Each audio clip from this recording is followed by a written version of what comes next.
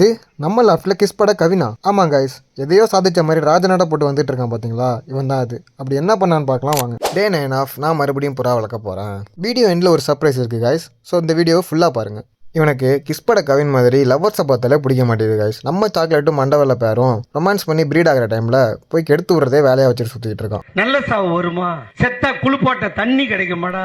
இப்படிப்பட்ட வேலையை பார்த்துட்டு தான் எதையோ சாதிச்ச மாதிரி ராஜநாட போட்டு வந்துட்டு இருக்கான். சரி, இவன் தான் இப்படி இருக்கான்னு பார்த்தா இவனோட ஜோடியும் அதே வேலையை தான் பார்க்குது. ராஜம் பொண்டாட்டிடா நானு.